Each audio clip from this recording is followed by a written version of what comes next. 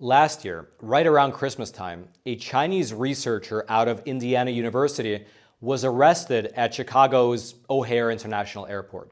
He, like multiple other Chinese researchers before him, was caught trying to smuggle in dangerous pathogens into the United States. In his case, the young man was trying to smuggle in plasmid DNA samples that were derived from E. coli bacteria.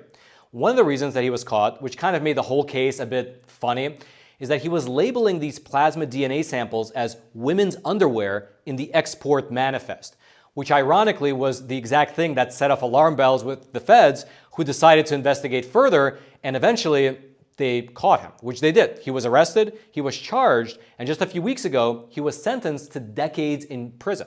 How many decades, you may be wondering? 0.0333 decades to be exact, which, if you do the math, is exactly 4 months. He was given 4 months in jail, ordered to pay a $500 fine, and kicked out of the country. Let's go through the details of his case together as a refresh and then unpack this punishment. And as always, if you appreciate content like this, please do take a quick moment to smash those like and subscribe buttons so this video can be picked up by the YouTube algorithm and shared out to ever more people. Thank you so much for that. Now, to start with, the man in question is this guy right here. His name is Youhuang Xiang. He is a Chinese national who graduated from the Nanjing Agricultural University back in May of 2015 with a degree in crop breeding. After graduating, Xiang then began pursuing his PhD, firstly at the Shanghai-based Center for Excellence in Molecular Plant Sciences, but then in April of 2023, Xiang applied for and then received a J-1 visa to come to the US and do his research over at Indiana University, specifically at their Department of Biology located in the city of Bloomington. Up on your screen right now is a screenshot of Xiang's profile on the Indiana University's website, and it lists his research focus as finding out the specifics of how pathogens interact with their hosts, as well as engineering crops that are resistant to pathogens. The university apparently was also able to determine that its correct pronouns are he, him, and his. However, what they apparently were not able to determine was whether or not Mr. Xiang was smuggling in dangerous pathogens. According to the court documents, starting on June 12th of 2023, Mr. Xiang began to do his research over at Indiana University.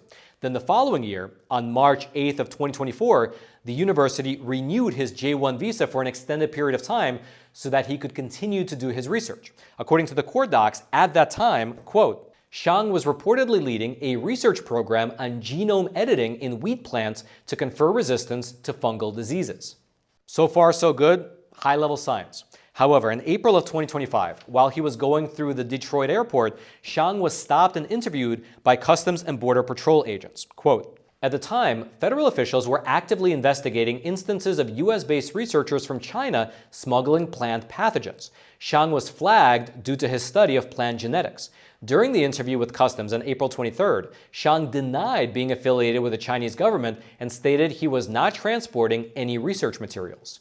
Basically, he was just going through the airport and he was stopped by customs agents because he happened to be a Chinese researcher studying plant genetics here in America, just like the other Chinese students who were arrested over in Michigan. Now, initially, nothing really came of it. He was questioned and he was let go. However, after this interview with Customs, the FBI began to look at Mr. Xiang as well as his research, and here's what they found. Quote, during their investigation, it was revealed that Xiang was previously affiliated with the People's Republic of China's Key Laboratories in China. Court documents state that Key Laboratories is overseen by the Chinese government and has a history of concerning actions. In mid-November of 2025, the FBI Indianapolis division received a tip out of eastern Michigan regarding Chinese nationals smuggling biological pathogens into the United States. Specifically, the tip alleged that shipments from China were being sent to Indiana University researchers, including Xiang. Funny how it all seems to be connected. The feds, while investigating a seemingly unrelated case, well, several cases out in Michigan, they discovered Mr. Xiang over in Indiana. He was also receiving biological shipments from China. And unlike the shipments in Michigan, where the fungus and the roundworms were coming in little Ziploc bags or sometimes tucked inside the pages of a textbook, Mr. Xiang appeared to have gotten creative with how he was sending his shipments over. However, it's probably exactly that creativity that tipped off investigators as to something being amiss. Quote, Shipping documents obtained by the FBI reportedly showed that Shang had recently gotten a package sent from China to his Bloomington residence. The package was reportedly valued at $186 and contained women's underwear of man-made fibers. Investigators found it odd that Shang was purchasing and shipping women's underwear from China. Court documents further noted how it was strange that the company shipping the underwear was called Guangzhou Sci-Tech Innovation Trading.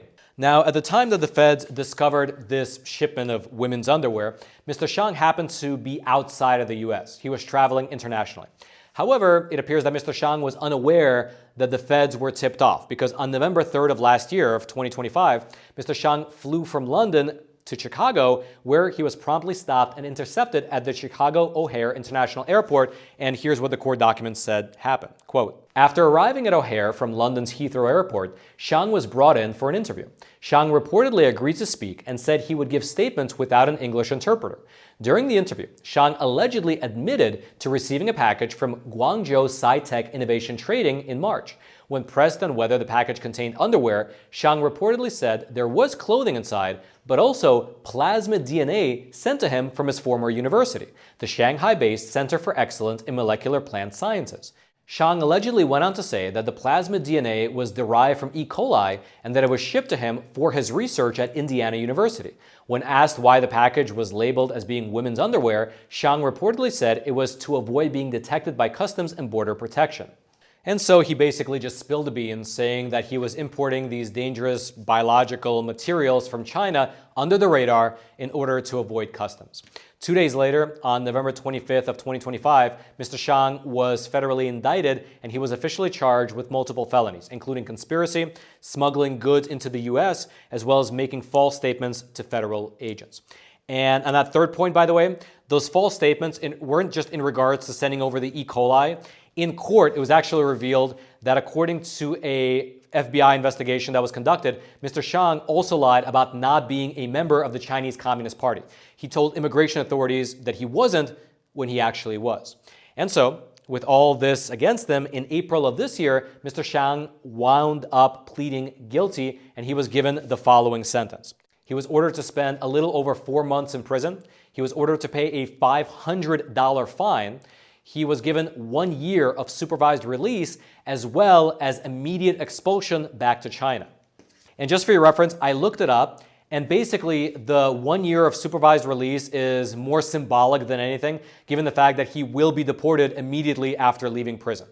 But that's that. He was given 4 months as well as a $500 fine. It really makes you wonder whether this will have a sufficient deterrent effect for other Chinese Communist Party cadres who are considering smuggling in dangerous pathogens. Maybe they were thinking about it, they were planning it, they were just on the cusp of doing it, but now with this looming threat of potentially spending 4 months in jail and getting a $500 fine, they will probably reconsider. And so there you have it. If you want to read the court documents that were released by the feds, as well as my other research material, I'll throw those links down into the description box below this video. And of course, leave your comments in the comment section below. Do you think that this is a solid punishment? Do you think that this will have a deterrent effect?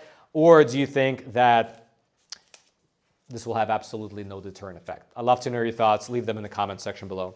And then lastly, as I mentioned in a previous episode, on a very related note, the Epoch Times recently published a phenomenal long-form documentary called The Final War, where we really expose the Chinese Communist Party's plan to take down America, which includes, unfortunately, things like this of researchers smuggling in dangerous pathogens. Here's a trailer for that documentary.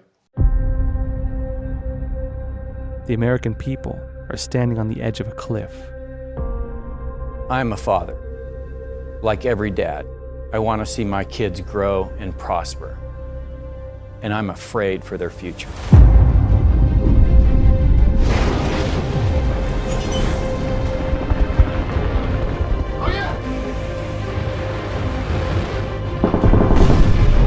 This is the most ambitious regime in history.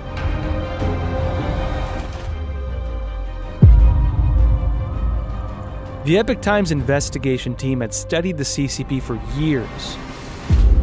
But this time, what we uncovered was yielding evidence beyond our imagination.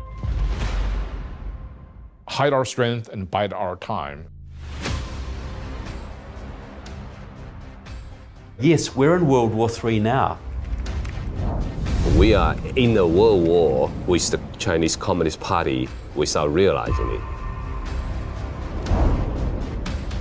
The new Chinese military is the only one being developed anywhere in the world today that is specifically configured to fight the United States of America.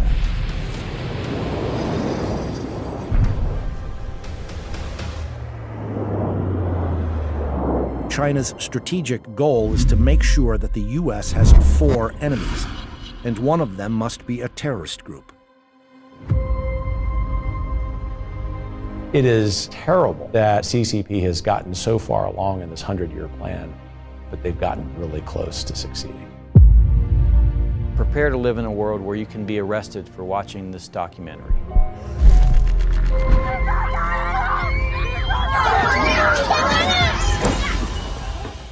Destroying the free world and your life, your happiness, and your children's future.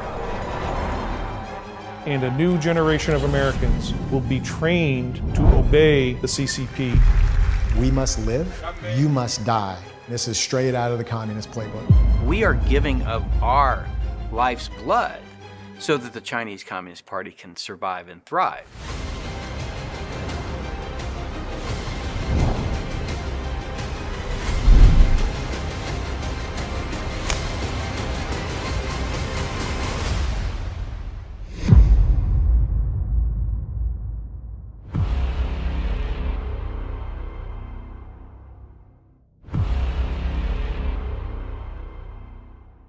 If you want to check out the documentary as well as the plethora of other great content over on the Epoch Times website, I'll throw a link to it. It'll be right there at the top of the description box below. Just click on that link and it'll take you to the page where you can subscribe, get a trial subscription, check out the Epoch Times, and then immediately you can watch the Final War documentary. I'm sure you'll love it. And then until next time, I'm your host, Roman from the Epoch Times. Stay informed, and most importantly, stay free.